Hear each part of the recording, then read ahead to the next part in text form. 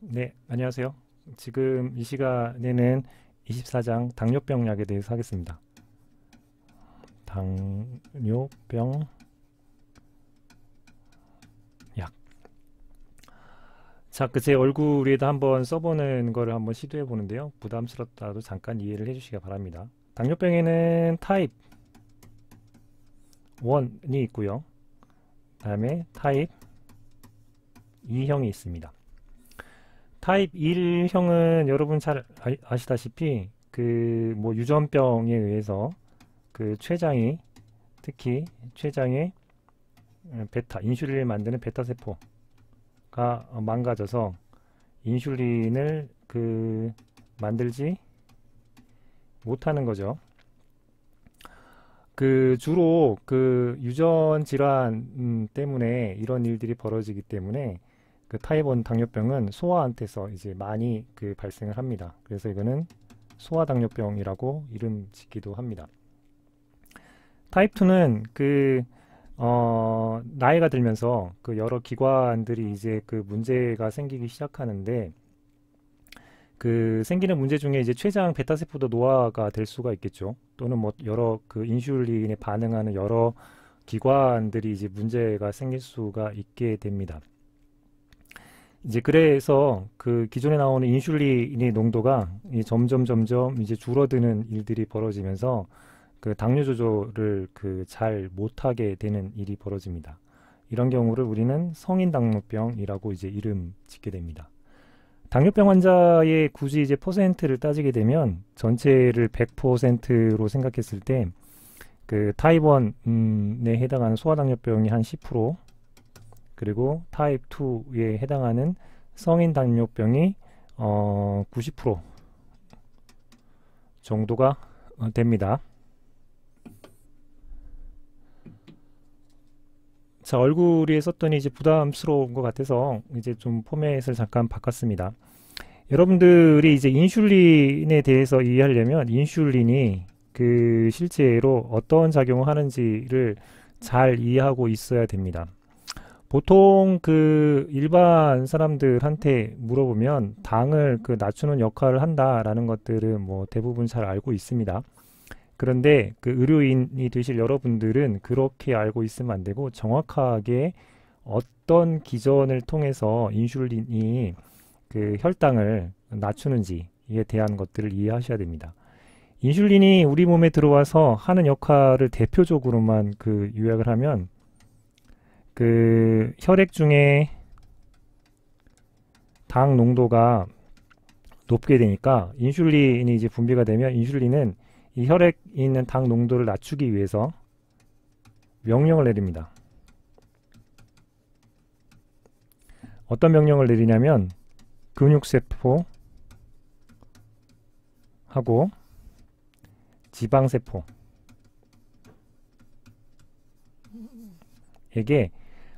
혈액 중에 당이 높으니까 너희들 근육세포야 지방세포야 당을 좀 너희들이 사용했으면 좋겠어. 당을 좀 써라. 당을 써라 라고 하는 명령을 내립니다. 그 결과 이제 혈액 중에 당 농도가 낮춰지게 되는 거죠. 근데 문제는 인슐린이 당을 써라 라는 명령을 내릴 수 있지 당을 적당히 써서 혈당을 적당히 맞춰주세요 라고 하는 명령을 내릴 수는 없게 됩니다. 그럼 지금부터 큰 컨셉을 말씀드렸으니까 이제 교재를 보면서 자세한 이야기를 드리도록 하겠습니다. 자, 그러면 24장 당뇨병량에 이제 소아당뇨병에 해당하는 타입 1에 대한 이야기들을 드리도록 하죠. 이런 경우에 이제 양리학적으로 인슐린을 못 만들기 때문에 당연히 인슐린을 주사를 해줘야 됩니다. 지난번에도 말씀드렸지만 인슐린이 단백질제로 되어 있기 때문에 경구 투여가 안 됩니다. 근육주사나 피하주사 같은 것들을 해야 되고 소아들이 싫어하는 것 중에 하나가 주사죠. 그래서 양리학자들이 지금 다양한 노력들을 통해서 주사를 조금 덜 맞고 그리고 경구로도 가능한 제재들을 이제 만들어내려고 노력을 하고 있고요. 거의 뭐 성공 단계에 와 있습니다. 그래서 이제 더 이상 소아들이 이제 그 주사 맞는다고 이제 울며 뭐 이제 그 소리치는 일들을 좀 줄어들 수 있게 될 것 같습니다. 그 아까도 말씀드렸지만 인슐린이 하는 역할이 그 근육하고 지방 세포한테 당을 써라 라고 하는 명령을 내리기 때문에 인슐린을 그 주사를 하게 되면 대표적인 부작용이 뭔가 생각해 보게 되면 그 당을 적절하게 써라라고 하는 명령을 못 내리기 때문에 그 저혈당이 인슐린이 주사를 통해서 가장 심각하고 흔한 부작용이 해당하게 됩니다. 따라서 그 이러한 그 인슐린 제제가 갖고 있는 부작용들을 해소하려면 외부에서 그 혈당을 적절히 조절하도록 그 제제를 투여를 해야 됩니다. 그래서 인슐린 제제들이 세 가지 정도의 그 작용 속도에 따라서 나눠집니다. 어떻게 나눠지냐면 여기 있는 것처럼 신속 작용성 인슐린, 그리고 중간 작용성 인슐린, 그리고 장시간 작용성 인슐린으로 나눠집니다. 그 그림을 보면서 설명을 하죠. 인슐린을 주사를 하게 되면 여기 지금 한 칸당 1시간에 해당하는데 그 보통 우리 몸에 있는 정상적인 인슐린, 즉 레귤라 인슐린이라고 하는 이 파란색 한 2시간 정도가 됐을 때 가장 활성이 높은 정도로 그 혈중 농도가 높아지게 됩니다. 그 뒤로는 이제 쭉 떨어지게 되죠. 근데 우리 때에 따라서는 그 뭐 폭식을 하고 나서 급하게 이제 혈당을 낮춰야 될 때가 있고요. 또는 잠자는 동안에도 혈당을 조절해야 되는 경우가 있기 때문에 그런 경우들을 위해서 이 레귤라 인슐린을 가지고 양약자들이 여러 가지 작업들을 하게 됩니다. 자, 레귤라 인슐린이 이제 2시간 정도인데 그 이것들을 조금 이제 짧게 그 1시간 정도 때로 만들기 위해서 양약자들이 이제 여기 아미노 애시드들이 인슐린이 여러 개가 있는데요. 뭐 102개 정도의 아미노 애시드로 된 게 인슐린이죠. 여기에 이제 어떤 그 아미노 애시드를 빼보거나 또는 어떤 아미노 애시드를 이렇게 치환해 보거나 하는 작업들을 통해서 혹시 작용 시간을 짧게 만들 수 있지 않을까 성공을 합니다. 그렇게 해서 이제 만든 게 이제 신속 작용성 인슐린 체제가 되겠고요. 여기 보시면 보라색처럼 레귤라 인슐린이 2시간이라면 한 1시간 정도의 작용 피크에 도달하는 인슐린들이 있습니다. 이름들을 보게 되면 이걸 뭐 다 기억할 필요는 없지만 아까도 말씀드렸지만 아미노애시드를 손을 대서 이런 특징들을 만들어냈고 양리학자들은 자기가 한 일에 대한 것들을 직관적으로 이름 짓는 특징들이 있다라는 말씀을 지난 시간에 드렸죠. 그래서 인슐린 아스팔트를 건드리면 인슐린 아스파트, 리스프롤린을 건드리면 인슐린 리스프롤린, 그리고 신을 건드리면 인슐린 글루신, 뭐 이런 식으로 되어 있습니다. 그래서 인슐린 뭐 앞뒤에 이런 아미노애시드스러운 이름들이 붙어 있으면 신속 작용성 인슐린이다 라고 이해를 하시면 되겠죠. 그러면 그 신속 작용성이 있고 레귤라 인슐린이 중간쯤이고 이제 중간 작용성으로 이제 작용 시간을 조금 뒤쪽으로 느리고 싶은 작업들을 하고 싶게 됩니다. 그 작업을 하다 보니까 인슐린에 그 프로타민이라고 하는 것들을 6개 이렇게 6개를 붙여 놓게 되면 그 2개들이 이제 결합들을 일어나서 이제 결정이 일어나고 그 생리적인 그 에게 이제 노출이 되게 되면 조금씩 인슐린이 그 릴리즈 되는 형식으로 일어나게 됩니다. 그래서 그 작용 시간이 여기 그 NPH 인슐린이 중간작용성 인슐린의 대표적인 건데요. 한 6시간 정도로 중간 2시간에서 6시간으로 늘어나는 것을 볼 수가 있죠.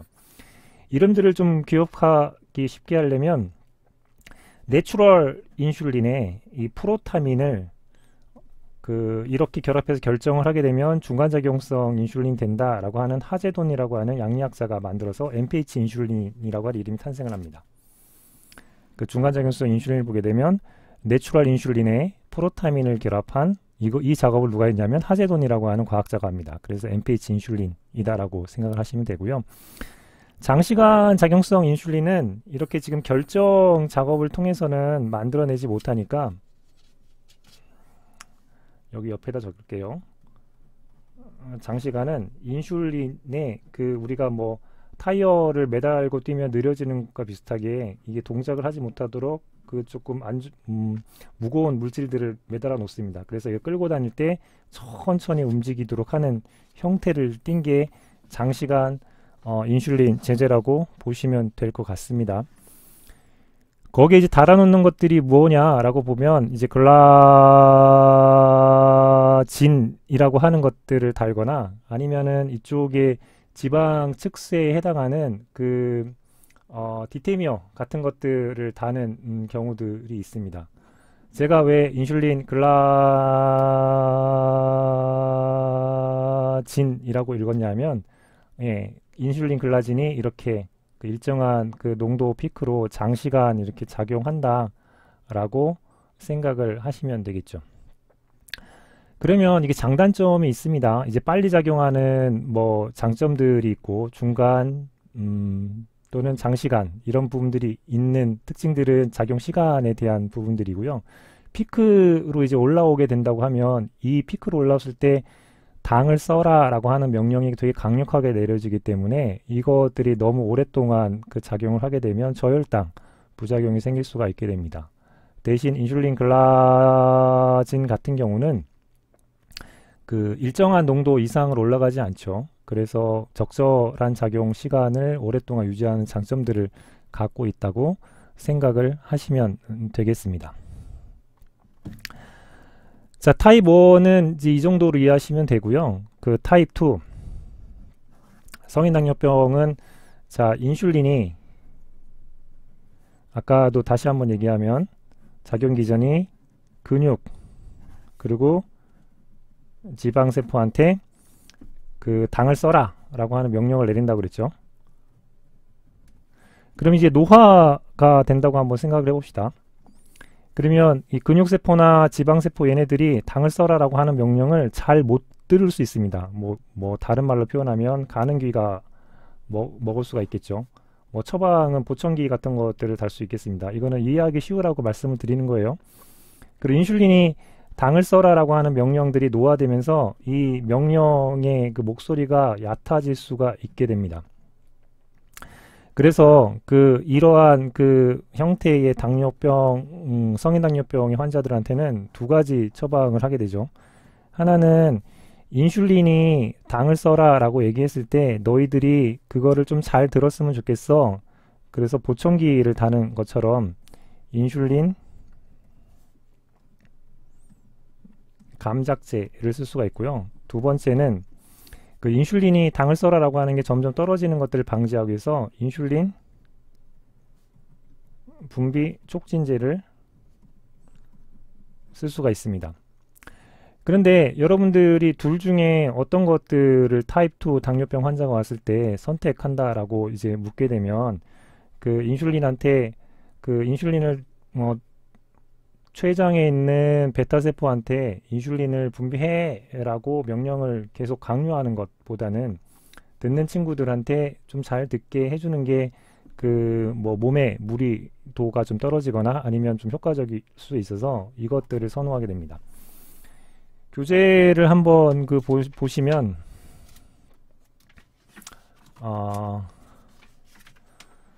자, 여기 그 323쪽을 보시면 그 임상의들이 이제 선택하는 치료 프로토콜이라고 보시면 되는데 타입 2 당뇨병으로 진단됐을 때 첫 번째 주는 약물이 메포민이라고 하는 약물입니다. 이게 대표적인 건데 인슐린 감작제에 해당하는 녀석입니다. 그래서 거의 그 타입 2 당뇨병의 90% 가까이는 메포민으로 처방을 한다라고 보시면 될 정도입니다. 메포민 처방에서 잘 들으면 메포민을 뭐 계속 주고 잘 안 들으면 인슐린을 추가로 준다 뭐 이런 정도의 큰 카테고리로 치료를 한다라고 보시면 되죠.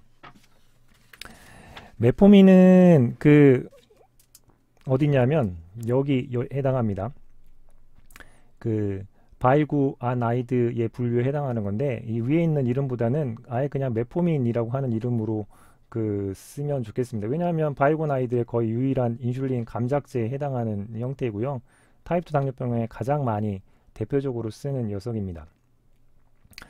그러니까 이 녀석은 대표적으로 쓰기 때문에 이제 부작용에 대한 이해가 필요합니다. 부작용을 보게 되면 설사, 구역, 그리고 구토 이런 것들이 있을 수가 있고요.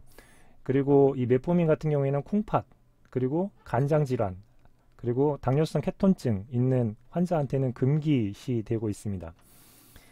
근데 이제 문제는 당뇨라고 하는 질환이 그 복합적이고 노화라고 하는 것들이 있기 때문에 신장에 문제가 있거나 또는 심장에 문제가 있는 환자들이 많아서 고민스럽게 됩니다. 그러면 이 첫 번째 인슐린 감작제의 대표적인 메포민을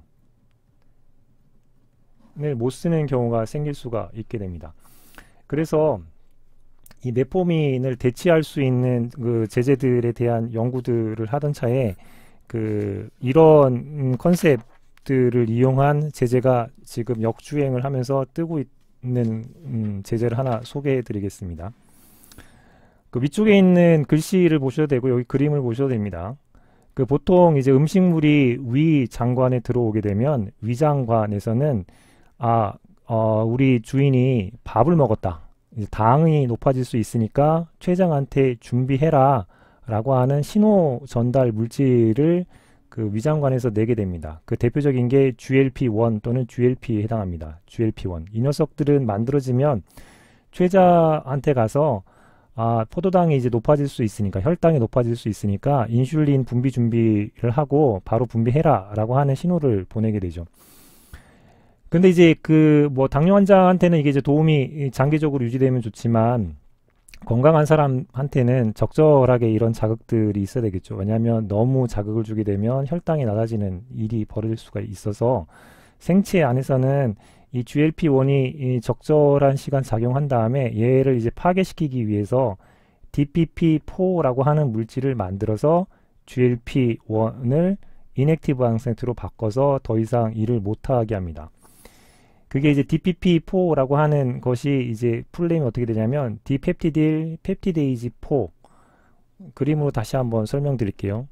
GLP-1이 이제 췌장 베타세포에 작용하는 것들을 못하게 해서 얘네들 이제 적절한 시간 안에 파괴시키는 물질이 DPP-4라고 하는 효소입니다. 근데 당뇨 환자한테는 DPP-4가 이 GLP-1을 파괴시키지 못하도록 하는 게 중요하겠죠. 그래서 당뇨 환자한테는 오히려 이 녀석 DPP-4를 파괴하는 녀석들을 줘서 치료제로 활용하게 됩니다. 그래서 그렇게 쓰는 물질이 뭐냐면 DPP-4 억제제에 해당하겠죠. 따라서 지금은 DPP-4 이니비터요. 메포민에 대한 여러 신장 질환이나 앞쪽에서 얘기했던 것처럼 이런 금기 상황들에 해당하는 분들한테 DPP-4 억제제를 줘서 해결하려고 하는 노력들을 해가지고 이제 사용 빈도가 높아지고 있는 상태라고 이해하시면 될 것 같습니다. 그 다음에 이제 인슐린 분비 촉진제에 해당하는 것들을 설명을 드리겠습니다. 여기 이제 첫 번째 감작제 메포민을 얘기했고, 이거의 부작용 때문에 DPP-4 억제제를 쓴다라는 얘기를 드렸고요. 이게 1번으로 많이 쓰이는 거고, 이게 2번으로 쓰이는 거고요. 인슐린 분비 촉진제는 췌장을 쥐어짜는 역할들을 하게 됩니다. 즉, 췌장 베타세포에 인슐린이라고 하는 게 그래놀 형태로 되어 있어서 이 세포를 수축 반응을 시키는 일들을 하게 되고요. 이 수축 반응을 시키려면 이제 칼슘의 유입들을 증가시키면 이런 일들이 벌어지거든요. 그래가지고 쓰는 대표적인 물질 두 가지가 있는데, 하나는 설포닐 우레아류, 하나는 설포닐 우레아류, 두 번째는 글리나이드류가 되겠습니다. 글리나이드류. 그래서 이 녀석은 보게 되면 인슐린 분비 촉진제로 분류하는 녀석들이고요. 여기까지 쥐어짜서 분비를 촉진한다 정도로만 알면 되는데, 여기 보시면 인슐린 유리를 촉진하기 위해서 이러한 체단을 차단시켜서 칼슘 유입을 촉진시킴으로 해가지고 세포가 수축 반응을 일으켜서 인슐린을 많이 분비하도록 이렇게 하는 녀석들이죠. 근데 설포닐 우레아류하고 글리나이드류를 왜 두 가지를 설명했냐 하면 그 아까 그 인슐린에도 신속 작용성하고 중간 작용성 나눴듯이 얘네들이 작용 시간이 좀 빠릅니다. 신속하게 작용하는 그 성격을 글리나이드가 갖게 됩니다. 따라서 여기 글리나이드를 보게 되면 신속하게 발현, 짧은 작용 지속 시간을 갖고 있기 때문에 식후에 일어날 때 그 뭐 효과적으로 그 할 수 있어서 둘 중에 인슐린 분비 촉진제를 선택하라고 하게 되면 이 글리나이드를 선택하는 경향들이 조금 더 높다라고 이해를 하시면 될 것 같습니다. 자, 이렇게 그 인슐린에 대한 파트들을 그 마쳤고요. 자, 이렇게 이제 24장 그 당뇨병 약에 대한 것들을 마쳤습니다. 그러면 잠깐 그 휴식을 하시고 다음 번 영상에서 또 그 25장 그 이번 주에 이제 마지막 챕터를 하도록 하겠습니다. 고생했습니다.